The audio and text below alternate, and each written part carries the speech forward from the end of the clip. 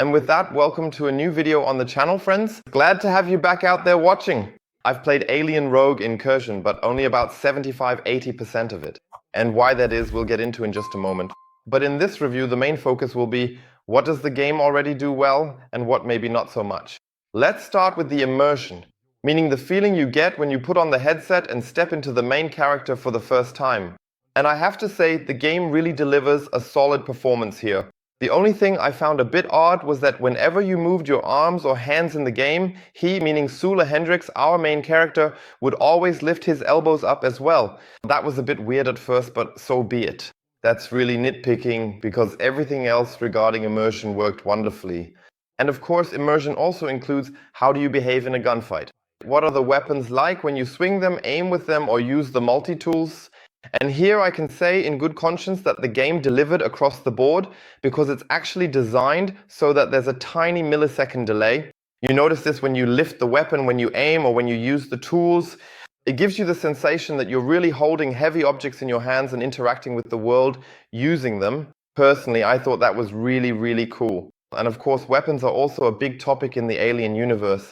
We have the iconic pulse rifle machine gun pistol. We have a really badass revolver that makes it a blast to take out the aliens. And later on in the game, there's also a shotgun. And that's also the point where the game really started to shine. Because, as I said, the weapon handling and mowing down the Xenos, blasting them at close range, was insanely fun. And I often found myself shouting out loud, so my neighbor probably complained again and wondered what on earth was going on in the apartment next door. Now I have to give a little spoiler warning. So for everyone who doesn't want any story spoilers, skip ahead about a minute. For everyone else, of course, it's important that the horror aspect is part of the Alien universe that absolutely can't be missing. And here I can tell you the atmosphere really hit the mark. Above all, there's one chapter in the game that honestly was pure horror. I've never survived anything that terrifying in VR before, and I was honestly relieved when I made it through that section, because at a certain point in the game you can't progress any further. That means there are so many Xenomorphs attacking you until you run out of ammo, which totally sent me into a panic. But like I said, that's exactly how the game intends it to be. It took me a few minutes to realize that while I was fighting for my life, but then in the next moment you wake up and you've been abducted. That means you suddenly find yourself in the alien nest, and it was absolute horror because in front of you there are these eggs slowly opening, the face huggers crawl out, and one of those nasty creatures even latches onto your face and infects you with an embryo. So from that point on, we're carrying a chest burster inside us, which of course our main character doesn't like at all, and personally neither do I. But that's all I can say about that. As we continue to make our way through the facility, we have a companion with us the whole time, Dave 1, an android, a so-called synthetic in the game, who accompanies us, helps us, and also gets us keycards and updates them so we can push further into new areas. Because basically, the story is that we crash land on the planet and are looking for a character named Carver. Carver is a former member of our unit, and he has left messages for us that we need to decipher. And the messages pretty quickly suggest that the facility was sabotaged. It's a mining operation that, together with a research station, has basically gone to ruin. And as you might expect, the experiments got out of control and the Xenos basically overran the facility. So you need to be aware that the entire facility is infested with Xenos. And unlike in Alien Isolation, where you only have to deal with a single Xenomorph, here it's the exact opposite. There are a ton of those creatures running around, and believe me, as soon as 2 or even 3 of them charge at you, the fun is over real quick. At its core, it's become a really, really good shooter that's insanely fun. But in between, the horror elements hit me so hard that I honestly had to take breaks now and then. Like I said, when these creatures come rushing at you, crawling along the ceilings, the pipes, the walls, and then with the last jump land right on you, believe me, you'll start screaming. In VR, that's just absolutely intense. Now let's get to the biggest negative point here. As I mentioned at the beginning, unfortunately I only played through about 75–80% of the game, and there's a reason for that. I got stuck at a certain point because the game kept crashing. So I did a lot of swearing and I tried all the usual tricks like uninstalling and reinstalling the game, reloading the last save point and so on.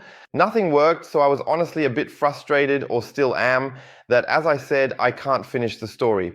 I've seen enough other playthroughs on YouTube where people played the exact same part as I did, but they were able to go through the door without any problems. But in my case, an airlock wouldn't let me through anymore, and every time the game would freeze. So that's really, really unfortunate. I hope the whole thing will eventually be fixed with a patch so I can keep playing, but I'll have to provide the rest of the gameplay later on. But what I personally thought was really awesome, back to the topic of the story, is that we send out a radio transmission. Again, spoiler warning here, you've been warned. And in that radio transmission, it's about us sending a message to Amanda Ripley, the main character from Alien Isolation, in which Sula Hendricks says, "You were right, Amanda. Everything here has gone to hell. The company is doing crazy experiments again and it's just too much." Then there's another point about the story that's really cool and for me also very surprising because the game starts at the start screen and it says Alien Rogue Incursion Part 1. This has already caused a lot of confusion online with people writing, "Hey, the game is unfinished. Why Part 1? What's that about?" But there is an official statement from the CEO behind the game's development and they have confirmed that the story will continue.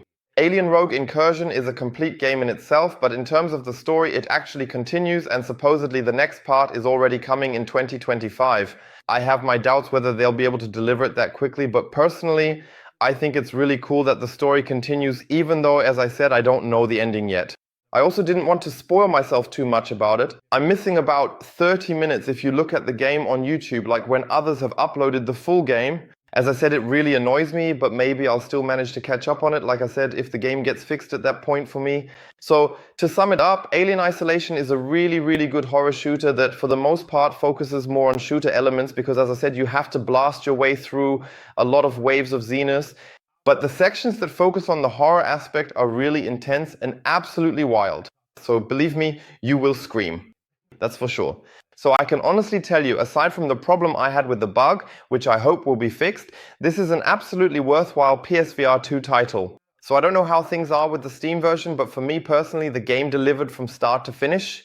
And like I said, I hope the bug fix comes so I can finish it or complete the game. And that's it for my review. So as always at this point, if you support me, I'll support you, and then we'll see each other in more videos.